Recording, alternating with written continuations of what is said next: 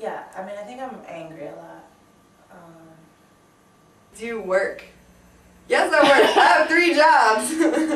The day-to-day, it's become from like frustration and discomfort, like with my friends, to just not giving a shit and being like confrontational and just saying, you know, fuck you to anybody who, you know, like I just don't care anymore, and I just use it. It only strengthens me now, whereas before it made me feel like really powerless. The inherent elitism of going to school, like a school like this, is something that makes me uncomfortable. And then again, I grew up poor, and I think, this is reparations. Shit, I grew up poor. Like, they owe me this. But then again, I'm like, but they're just pulling me in a way. I'm just gonna adopt this new set of values and, you know, go shop at IKEA or something, you know, like, well, I don't know. How do you feel Conflicting about values. It's this fundamental clash. Like, if where you're from is not where you're going, you're going to go through like pain and discomfort and identity crises.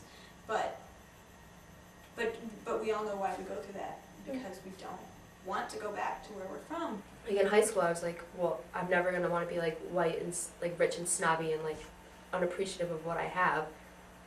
So like, why am I trying to be like that now? You know.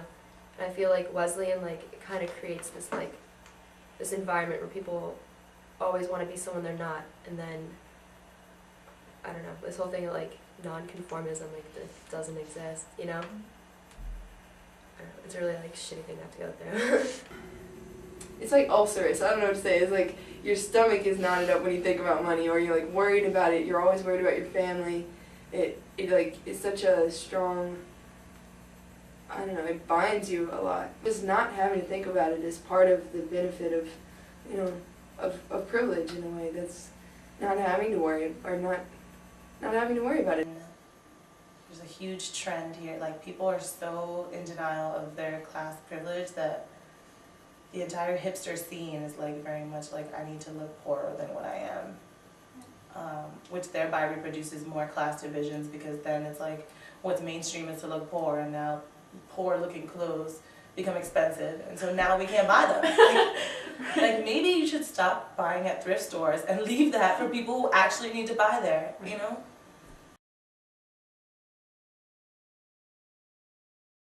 In class, it doesn't have to be direct. Like, it's always just like anytime someone speaks, it's more like I don't speak, not only because I'm a person of color, but also because I actually don't have the words to articulate things the way that you do. And sometimes even if I did have the words, I'm just too tired. Like there are a lot of times I'm just really tired. In class, like, you know you're working class when you're skipping class to do homework. Right. You know what I mean? Yeah.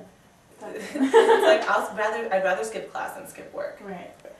While you're here, I mean, you have access to the same resources, and that's, I mean, that doesn't always work. That notion of the level playing field, I think, is an ideal, and I think it's important, because I think what the university is trying to do is trying to focus you academically, and trying to have you not worry so much about the finances, to the best of their ability. I mean. And then I got a job, and like my grades have been better because like I've learned time management. Like, all right, I'm gonna wake up, I'm gonna go to class, I'm gonna go to work, I'm gonna come home, I'm gonna do my homework for this day because I don't have any time in between to do it. Like, I'm not thinking about grad school right now. Like, I'm not thinking about any of that stuff. I just need to get a job. I'm going through this right now, trying to find a job for this summer. I am amazed by the number of full-time, non-paying jobs there are. I have a couple of friends who have great jobs and aren't getting paid anything. And like, their parents are sending them up to live in New York, and they're going to share an apartment, and the parents are just going to take care of it as an education expense, and it's great. But like, I can't do that. I'm going to have to pay her rent. And she has all this time to like do extracurricular activities, you know, to be a writing tutor, to do this. You know, she's got all these qualifications that are going to help her be really good at her job. You know, but like, I haven't even taken my GREs. I haven't studied for my LSATs. I don't even know what I want to do because I don't have time to sit there and think because when I'm not in class, I'm working, you know? And I feel like, you know, yeah, I've got work experience, you know, I've got management experience, I've got 2 degrees from Wesleyan and a solid GPA, but I'm qualified for nothing because I worked.